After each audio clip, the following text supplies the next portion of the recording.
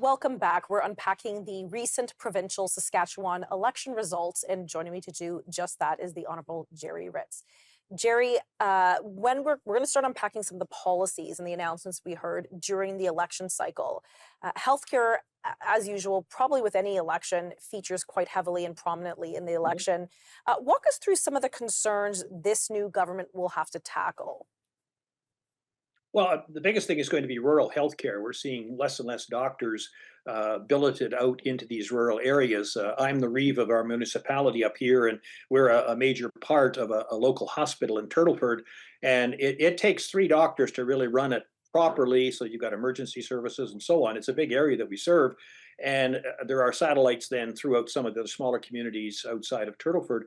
But at the end of the day, it's always a contest trying to draw a doctor in. We supply housing. We've got all sorts of things that should entice people in. But at the end of the day, there's a lot of angst about the supply management system in Canada, and that's predominantly dairy and poultry. But we have the same situation in Saskatchewan with the College of Physicians and Surgeons that decides who comes in, where they get billeted. They gotta spend their 2 to 3 years in purgatory before they're allowed to move on. They have absolutely no rights when it comes to testing and all those things. So it's very problematic, and that needs to be addressed at some point.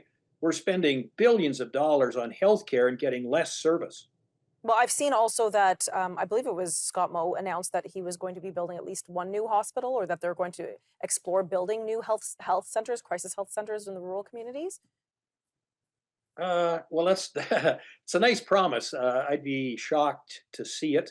Again, the problem is staffing them at the end of the day. The bricks and mortar are easy.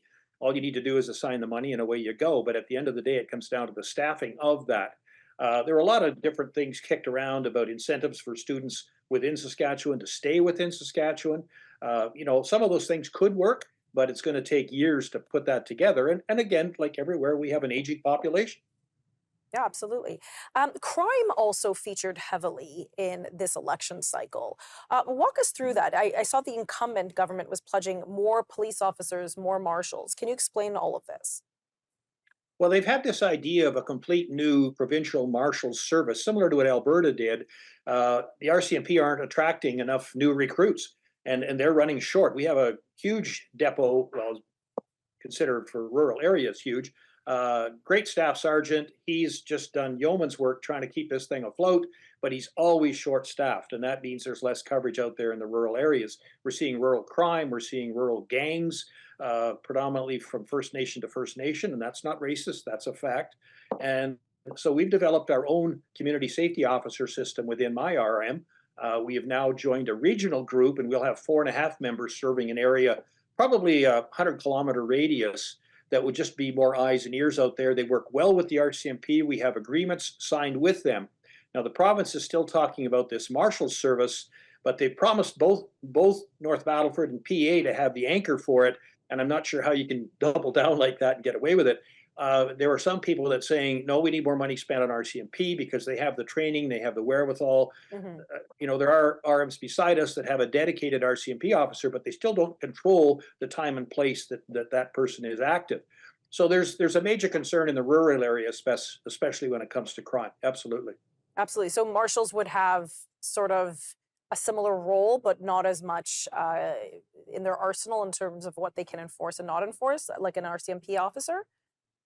Well, the big thing that the RCP have working for them is data. A lot of this is interprovincial, and provincial police forces don't get to share in that at the Mhm. same depth that an RCMP officer will have that up in his computer, in his cruiser on any given time, checking out certain people. Now, the CSO officers are tied into that, and it does work well. Now, we're not armed, we don't carry firepower, but at the same time, we've got that RCMP officer on speed dial, and they do work well together when it comes to DUIs. We had a gunpoint carjacking here a short time ago, and of course the RCMP were right there, and they did track down the people and so on. So it does work well. The problem is funding. It's totally ours. There's no provincial money involved in it at all. And I think if they were to expand the CSO program instead of starting with a separate marshals program, we might get somewhere. Well, it's actually an interesting thing. Obviously, I'm sad to hear that the RCMP is having staffing issues.